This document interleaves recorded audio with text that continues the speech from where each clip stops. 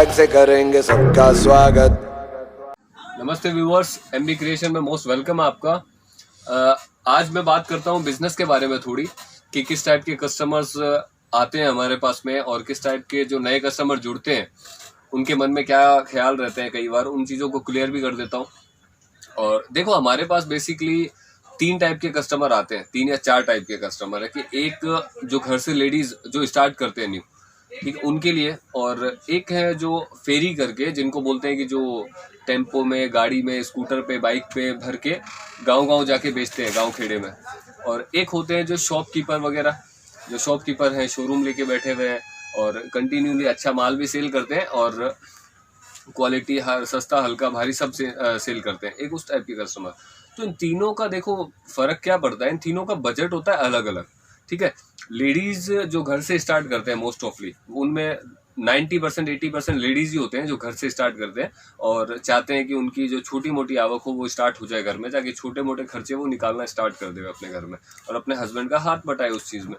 तो उनके लिए स्पेशल मेरी एक राय है कि आप 15 से 20 हजार रुपये स्टार्टिंग में लगा रहे हैं, मान लीजिए 25 हजार लगा रहे हैं, तो एक बार उस पे पूरी तरह से डिपेंड मत रहिए उसी बिजनेस पे। वो फेल क्यों होता है आपका बिजनेस? कईयों का होता है ना कि अब 25 हजार लगाए, 15 हजार का बिका, 15 हजार घर में यूज कर लिया आपने, घर में यूज कर लिया, तो नया माल कहाँ से लाओगे आप? अब सीधा बात है यार। बाकी का अब जो लोग बोलते हैं 25 हजार का ले जाओ, पूरा माल बिकेगा, 100 पीस ले जा रहे हो 110 पीस बिक जाएंगे, ऐसा नहीं होता है। आप 100 पीस ले जाओगे, 60-70 पीस बिकते हैं, 30-40 बचते हैं। और एक्सचेंज का जब हम बोलते हैं तो उसका मतलब ये नहीं होता है कि आप हैंड टू हैंड एक्सचेंज लेने आओ। एक्सचेंज का कई बार कई लोग गलत मतलब निकालते हैं, तो वो चीज़ उस तरीके से नहीं। आप टर्म कंडीशन के हिसाब से एक्सचेंज भी कराइए, वो फैसिलिटी भी मिलती है आपको। तो घर में आप स्टार्ट कर रहे हैं, कम बजट आपने लगाया, कम माल आप लेके गए, रेंज मेंटेन रखी, सस्ता लिया या फिर जो भी आपके एरिया में चलता है, सबसे पहले पता करके आइए कि आपके एरिया में कौन सी रेंज चलती है। बिकॉज हम एक्सचेंज की वारंटी देते हैं, लेकिन उसका मतलब ये नहीं होता है कि 80% माल आप वापस लेके आओ। देखो सिंपल है, एजुकेटेड पर्सन हो आप भी, समझते हो आप भी कि वापस उतना माल किसी के पास भी, सेट में से 8 पीस आपने रखे हैं, 2 पीस बेच दिए, 10 सेट लेके गए, किसी में 2 बेचा, किसी में 3 बेचा, वापस लेके आए, तो नुकसान होता है हमारा भी। इतना आप भी समझ सकते हो कि यार वो भी दुकानदार लेके बैठे हैं, उनकी भी फैमिली है, वो भी खर्चे निकालने वाले हैं, ये चीजें वापस सेल नहीं होती है हमारी। हम सपोर्ट करते हैं तो इतना कि आप लेके आइए, बेशक करवा लीजिए चेंज, लेकिन एक दफा चेंज करवाइए, वो भी एक कम क्वांटिटी में। आप सेल करने की कोशिश करो ना। आप दिमाग में ये चीज मत रखो कि हमको एक्सचेंज करवाना है, नहीं सेल हुआ तो एक्सचेंज करवाना है। 1-2 पीस किसी लेडीज ने रिजेक्ट कर दिया कि नहीं हमको पसंद नहीं आ रही ये चीज, तो दिमाग में फिट कर लेते हैं कि यार ये तो बिकने वाली आइटम है ही नहीं, इसको तो वापस ले जाना है। ऐसे नहीं होता है। आप नया माल मंगाओ ना, 50-60% बिका आपका, उन पैसों का वापस नया माल मंगाओ, नया माल मंगाओ, साथ में दोनों मिलाओगे फिर थोड़ा निकलेगा, फिर उन पैसों का नया मंगाओ। लास्ट में आपको लगे कि ये 10-15% माल बच रहा है, चेंज करवाना चाहिए, तो वहां पे एक्सचेंज जो फैसिलिटी रहती है ना, वो वहां काम आती है। अब कितने कस्टमर हैं, मेरी बात नहीं करता हूं मैं तो ये बात फैक्ट बता दिया आपको कि भाई इस तरीके से चेंज नहीं होता है। जैसे चेंज का बार बार बोलते हैं, बहुत से यूट्यूबर बोलते होंगे, बहुत से शॉपकीपर बोलते होंगे, दुकानदार सूरत के अंदर, कि आप लेके आओ ना मैडम, लेके आओ, चेंज हो जाएगा, चेंज हो जाएगा। चलो करते भी होंगे वो, लेकिन जब आप क्वांटिटी में लेके जाते हो वापस, तो सबके तेवर अलग होते हैं। हमारे भी होते हैं, मैं भी बताता हूँ आपको, हमारे भी होते हैं। पर उसका रीजन क्या होता है कि देखो, ताली हमेशा दोनों हाथ से बजती है, एक हाथ से सिर्फ चांटा पड़ता है, आप भी जानते हो। तो वो चीज है ना कि हम आपको कोई फैसिलिटी दे रहे हैं, तो हम अपना नुकसान करके तो नहीं दे सकते कोई फैसिलिटी। वो चीज आपको समझनी चाहिए कि यार 100 पीस आपने को दे रहा है, 20 पीस तक आप चेंज करवाइए ना उनसे, 20-25 पीस तक चेंज करवाइए। 100 में से 80 आप चेंज करवा रहे हैं, तो पसंद आप करके लेके जा रहे हैं। देखो सबसे पहली आइटम, पसंद आप करके आइटम लेके जा रहे हैं, तो हमने ऐसा नहीं है ना कि कोई भी दुकानदार हो आपको जबरदस्ती नहीं दी वो चीज। तो आप चेंज करवाने के लिए 20-30% का क्राइटेरिया हमारा रहता है, उसका आप पालन करें, आपको सपोर्ट बहुत अच्छे से मिलेगा यहाँ से एनी टाइम।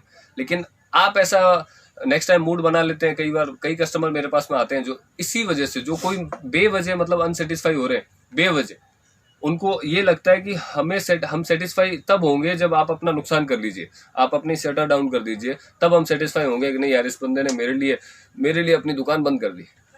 पर ऐसा नहीं हो सकता ना सर। सपोर्ट मतलब किसी का अगर हाथ हम पकड़ रहे हैं, तो इसका मतलब ये नहीं है कि आप वो हाथ मरोड़ दो। है ना, हाथ पकड़ के साथ चलो ना, हम चलने को तैयार है हर तरीके से।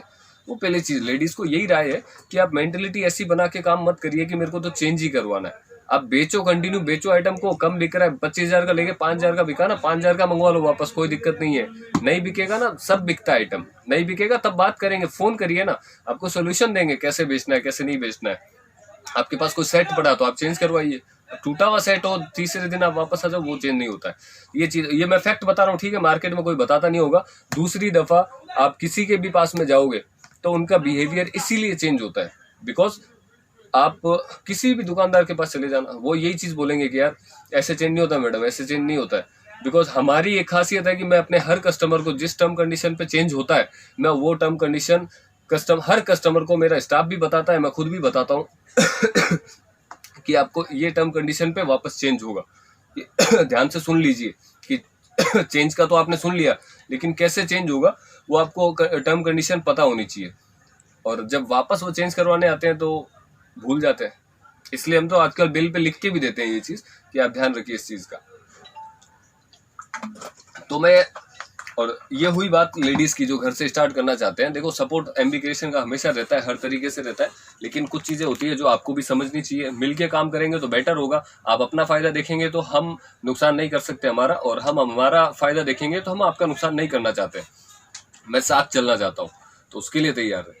और दूसरी चीज रहती है, दूसरे जो व्यापारी होते हैं जो गांव-गांव से करना चाहते हैं, फेरी करके करना चाहते हैं, उनके लिए है कि आप जितना हो सके सस्ता मटेरियल परचेज कीजिए। सस्ते मटेरियल के अंदर ही फेरी वाले बेच सकते हैं। अपने पास में कितने लड़के हैं पहले तय कीजिए कि भाई 10 लड़के हैं, अगर 20-20 पीस डेली हर एक इंसान बेच सकता है, तो अपने कितने पीस गए, 200 पीस। तो मार्जिन का वहां पे नहीं सोचना है, अपने को 20 रुपये पीस पे छोड़ देना है। अगर 200 पे आपके 200 पीस निकल रहे हैं, 200 पीस यानी 200 पीस पे 20 रुपये आप कमाते हो ना, तो 4,000 रुपये आप कमाते हो दिन का। और 4,000 खर्चा, उसमें 1,000 रुपये मान लो आपका सारा मिले ना पैसे, 3,000 रुपये कम थोड़ी होते हैं, लाख रुपए यार, बैंक की कैशियर की भी सैलरी नहीं होती है। तो उस हिसाब से करो। अब फेरी वाले ले जाते हैं, उनको आइडिया नहीं होता है, माल तो ले जाते हैं, आइडिया नहीं होता है कि अपने को सेल कैसे करना है ये आइटम। ये बात तीनों टाइप के कस्टमर पे लागू होती है, शॉप वालों पे भी, घर से सेल कर रहे हैं लेडीज पे भी, और ये फेरी वालों पे। माल ले जाते हैं, फर्स्ट टाइम में आते हैं, बहुत जोश रहता है कि नया स्टार्ट करना है, ले जाते हैं माल, लेकिन सेल कैसे करना वो आइडिया नहीं किसी के पास में। मैंने एक पिछले वीडियो में भी बात कही थी कि जो घर से सेल करते हैं ना, 25, 30, 40 हजार का माल लेके गए, तो आप आधा माल निकालिए सबसे पहले अपने कस्टमर के सामने, आधा माल निकालिए। जो लेडीज हैं, जो घर आसपास के सोसाइटी वाले हैं, वो एक साथ आते हैं झुंड बना के, और उनको जो पसंद आता है छांट लेते हैं, बाकी माल उनके लिए पुराना हो जाता है। तो वो पुराना जो होता है ना, तो आते हो आप चेंज करवाने, तो उससे बेटर है कि आधा माल अपने पास छुपा के रखिए ना।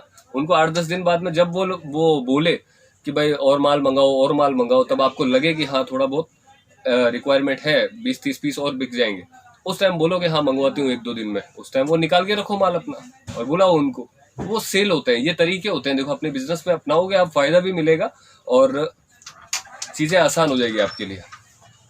और तीसरी रही शॉपकीपर के हिसाब से, शॉपकीपर को तो कुछ समझाने की जरूरत नहीं रहती है, बिकॉज वो कंटिन्यू लंबे टाइम से काम कर रहे हैं, तो अच्छी क्वालिटी, बेस्ट क्वालिटी और कपड़े की क्वालिटी वगैरह हमारे यहाँ से काफ़ी जो परचेज करते हैं उनको मालूम है किस टाइप की क्वालिटी रहती है, रेट क्या रहती है। आज देखो 2 कस्टमर अगर किसी के पास अनसेटिस्फाई हैं तो 100 उसके पास में सेटिस्फाई भी होंगे, इसी वजह से ये दुकान चल रही है। तो बाकी एक नई शॉप और ओपन करने वाले हैं, आपका आशीर्वाद रहेगा तो उसमें भी आपकी बराबर आपको सहयोग रहेगा एमबी क्रिएशन की तरफ से। अगले वीडियो में आपको वैरायटी भी दिखाऊंगा मेरी, क्या नई आने वाली है क्या नहीं है। और एक चीज स्पेशल, अभी जैसे कोरोना वायरस चल रहा है, मतलब ऐसा है कि भाई इंसान को खा रहा है, वो वाली चीज हो गई है। तो इसमें देखो बचाव के उपयोग तो सबने आपको बताए कि भाई ये करो, हाथ धो, बार बार हाथ धो, किसी से हाथ मत मिलाओ, डिस्टेंस रखो, और जहाँ तक हो सके घर से बाहर मत निकलो। तो मेरी भी यही राय है, आप इन्हीं सब चीज़ों को फॉलो करो, जो अपने डॉक्टर्स बोलते हैं उनको फॉलो करो। आपसी अफवाह या फिर ऐसे हो रहा है वैसे हो रहा है, अपने को कुछ नॉलेज नहीं है इस चीज़ की।